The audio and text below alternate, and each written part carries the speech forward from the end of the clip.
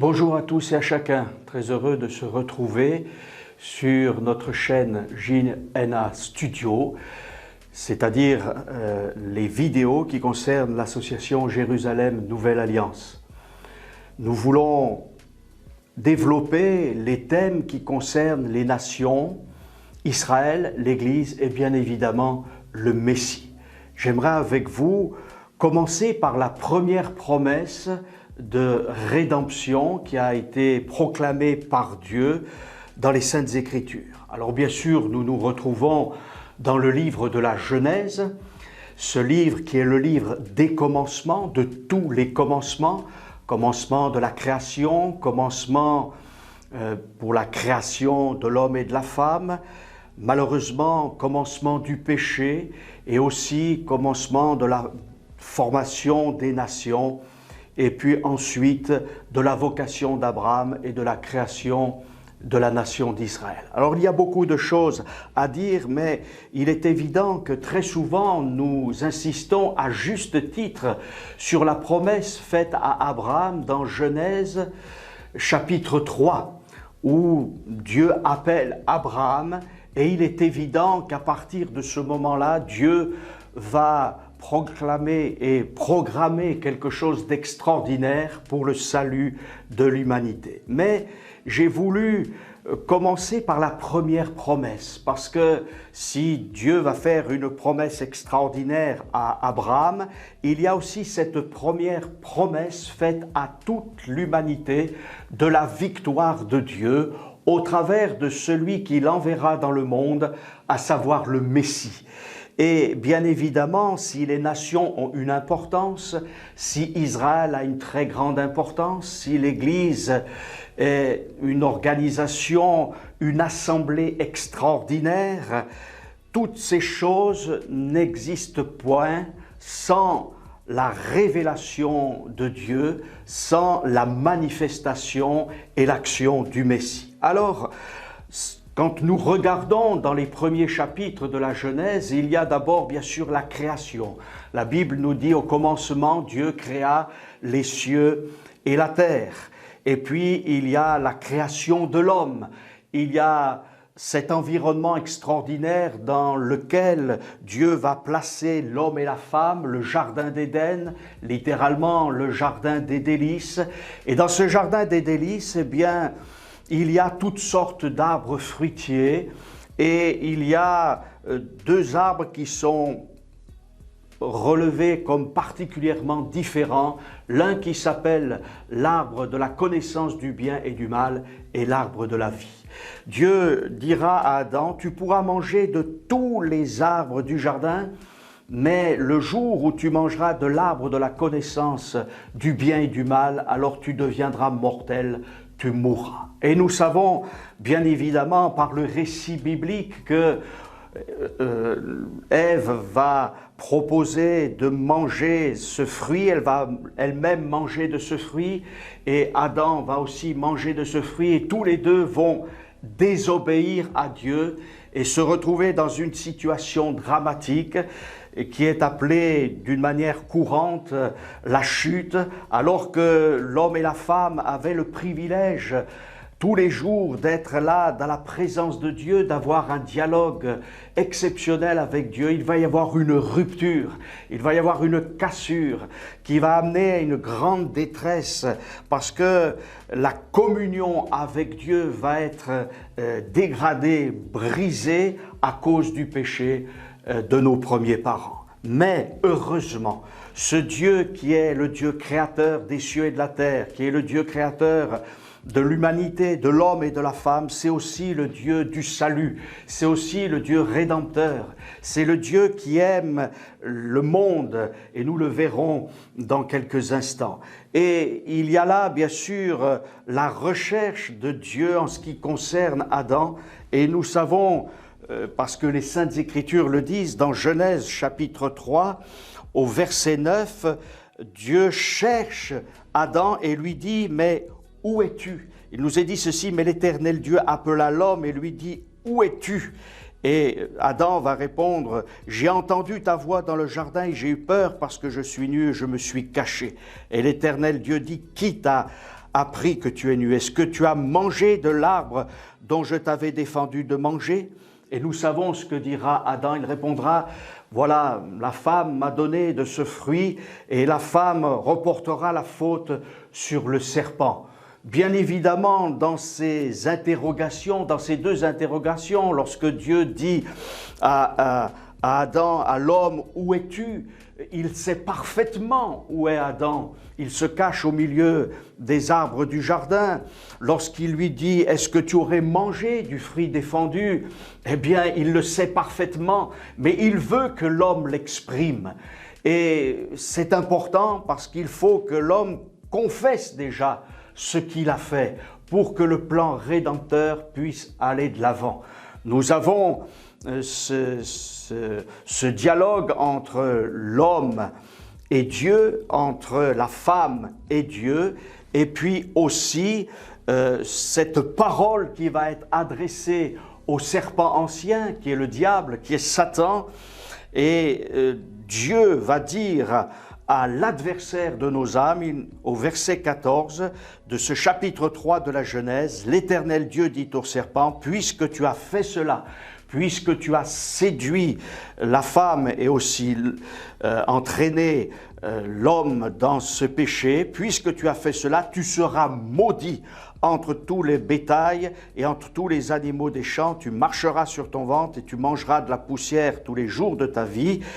Je mettrai inimitié entre toi et la femme, entre ta postérité et sa postérité.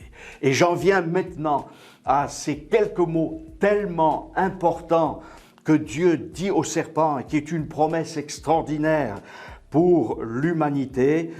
Il nous est dit ceci, voilà, donc je mettrai inimitié entre toi et la femme, entre ta postérité et sa postérité, celle-ci t'écrasera la tête et tu lui blesseras, le talon. Donc il y a là une affirmation divine, voilà quelque chose de puissant, où il est dit que la postérité de la femme écrasera la tête du serpent, même si le serpent, eh bien, blessera la postérité de la femme, donc au talon. Et c'est quelque chose de très important. D'abord, le mot qui est utilisé pour postérité, en fait, c'est le mot semence. Donc, il y a la semence de l'adversaire, la semence de la haine, du meurtre, du mensonge, mais il y a aussi la semence de la femme qui, au travers de la foi dans les paroles de Dieu, vont amener la venue du Messie. Les Écritures nous le disent, l'apôtre Paul nous le dit particulièrement, c'est que la postérité, eh bien, de la femme, c'est le Messie. Pour les croyants évangéliques, bien évidemment, c'est Jésus, Yeshua, qui est venu donc au milieu du peuple d'Israël pour donner sa vie et pour que toute l'humanité soit sauvée. Alors, le serpent, on le retrouve dans les Écritures, et lorsque Dieu dit quelque chose, lorsque Dieu promet quelque chose, lorsque Dieu annonce quelque chose par avance, eh bien, il l'accomplit. Lorsque nous voyons la confrontation entre Moïse et Pharaon, nous retrouvons le serpent. Lorsque Moïse a été appelé à servir Dieu et à faire sortir le peuple d'Israël, à un moment donné, Dieu va lui dire « jette ton bâton » et ce bâton va devenir un serpent. Et Dieu va lui dire « tu vas le reprendre par la queue » et à nouveau ce serpent va devenir un bâton. À savoir que le combat que va mener Moïse, c'est un combat contre l'adversaire. Et nous savons que Pharaon représente en quelque sorte l'outil privilégié entre les mains de l'adversaire pour empêcher la promesse de Dieu de se réaliser. Je pense que vous le savez, chers amis, les pharaons avaient sur leur coiffe un serpent. Et Pharaon se prenait pour Dieu. Et bien évidemment, le rôle de l'adversaire, c'est de faire croire qu'il est tout-puissant, qu'il a une force exceptionnelle. Mais nous devons réaliser, et c'est cela qui est important, toujours nous attacher à cette première promesse qui s'est bien évidemment accomplie, à savoir que Dieu triomphe de tout et qu'il est celui qui va détruire toute la puissance de l'adversaire. Alors, bien évidemment, nous croyons que notre Dieu veut aussi nous encourager dans notre vie de tous les jours, dans nos problèmes, dans nos difficultés. Et même si l'adversaire a encore une certaine latitude, nous savons que le Seigneur a tout accompli. Nous retrouvons bien évidemment, et nous faisons un simple panorama à propos de cette promesse, nous retrouvons aussi le peuple d'Israël qui va se révolter contre Moïse et finalement contre Dieu. Et nous savons que Dieu, à un moment donné, aussi a envoyé des serpents brûlants. Et ces serpents brûlants ont mordu le peuple. Il y a eu là vraiment une grande plaie au milieu du peuple. Des centaines et des centaines d'individus sont morts. Et le peuple est là dans une grande détresse. Et Dieu va dire à Moïse, eh bien, fais-toi un serpent d'airain, fais-toi un serpent de bronze, tu le mettras sur une perche. Et tous ceux qui regarderont le serpent, il suffira qu'ils regardent le serpent d'airain avec foi, regardent là sur une perche, et ils seront guéris. Et nous savons que c'est ce qui est arrivé. Dans Nombre, chapitre 21, verset 9, il nous est dit, Moïse fit un serpent d'airain et le plaça sur une perche. Et quiconque avait été mordu par un serpent et regardait le serpent d'airain conservait la vie. Il y a là déjà une annonce du salut, de la rédemption qui va nous être acquise par l'œuvre parfaite du Messie. Et bien évidemment, là c'est un épisode de l'histoire d'Israël dans le désert. Une partie du peuple va être guérie et va être épargnée de la mort. Mais nous savons que Dieu ne fait pas simplement les choses pour une partie de l'humanité, pour un temps, dans un contexte particulier, mais le but de Dieu, eh bien, c'est de toucher le monde entier, parce que Dieu est celui qui règne sur tout l'univers. Et c'est ainsi que nous en venons à l'entretien de Jésus avec Nicodème. Vous savez, ce Nicodème était un responsable religieux juif qui faisait partie du conseil des religieux juifs, et il va s'entretenir avec Jésus. Et Jésus va lui dire ceci, « Personne n'est monté au ciel si ce n'est celui qui est descendu du ciel. » Il parle de lui-même, le Fils de l'homme qui est dans le ciel. Et comme Moïse éleva le serpent dans le désert, il faut de même que le Fils de l'homme soit élevé, afin que quiconque croit en lui ait la vie éternelle. Et nous savons qu'il y a ce merveilleux texte que nous aimons citer très souvent, car Dieu a tant aimé le monde qu'il a donné son Fils unique, afin que quiconque croit en lui ne périsse point, mais qu'il ait la vie éternelle. Dieu en effet n'a pas envoyé son Fils dans le monde pour qu'il juge le monde, mais que le monde soit sauvé par lui. Et bien évidemment, quelque temps plus tard, Jésus va être cloué sur une croix. De la même façon que le serpent d'airain a été placé sur une perche, le Fils de Dieu va être cloué sur une croix. Lui, le parfait, l'innocent, lui qui n'a pas commis de péché, il va porter notre péché et il va mourir à notre place, afin qu'en regardant ensuite à lui, nous soyons sauvés. L'auteur de l'Épître aux Hébreux dira, ayant les regards fixés sur Jésus, qui suscite la foi et qui l'amène à la perfection.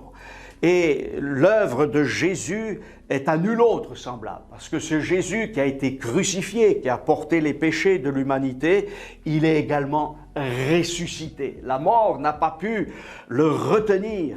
Je rappelle que l'apôtre Paul pourra dire, le salaire du péché, c'est la mort. Dieu avait dit à l'homme, à Adam, si le jour où tu mangeras de ce fruit, tu deviendras mortel, tu mourras. Et si Adam n'est pas mort tout de suite, il est mort corporellement, physiquement parlant, mais Dieu veut donner la vie éternelle à tous ceux qui s'approchent de lui et qui croient en son nom. Le triomphe de Jésus est parfait. Je reviens à cette première promesse. La postérité de la femme, eh bien, elle t'écrasera la tête. La tête, c'est dans l'Écriture le mot roche. Ça signifie qu'il y a non seulement, bien évidemment, celui qui est en premier, mais celui qui a les capacités pour diriger, pour influencer. Et cette tête satanique, cette tête diabolique, eh bien, elle a été écrasée. Les principes diaboliques, celui qui avait la puissance de la mort, cette puissance de la mort lui a été retirée par l'œuvre de Jésus, par l'œuvre du Messie. Et c'est ainsi que l'apôtre Paul pourra dire dans Colossiens au chapitre 2 et au verset 15, inspiré par le Saint-Esprit, Jésus a dépouillé les dominations et les autorités, les a livrées publiquement en spectacle, en triomphant d'elles par la croix. Et j'aime bien ce mot, bien évidemment, triomphe. Il les a livrés publiquement en spectacle. Les Romains avaient l'habitude de prendre leurs prisonniers de guerre et de faire un triomphe à Rome. Et lorsqu'ils arrivaient à Rome, il y avait derrière eux, eh bien, enchaînés les chefs vaincus des nations. Eh bien, de la même manière, Christ a triomphé et la puissance de l'adversaire, eh bien, a été mise à mal. Il a triomphé par la croix. Il est ressuscité et il est vivant. La Bible nous dit bien évidemment que l'adversaire aura un destin d'anéantissement total, puisque ensuite il essaiera de subjuguer encore les nations.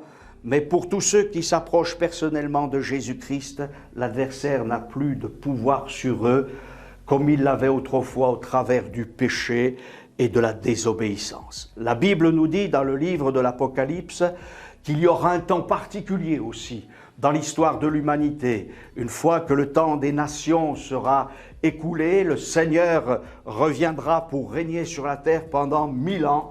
Et il nous est dit ceci, voilà, eh bien, que le diable, il saisit le serpent ancien, le dragon, qui est le diable et Satan, et le lia pour 1000 ans.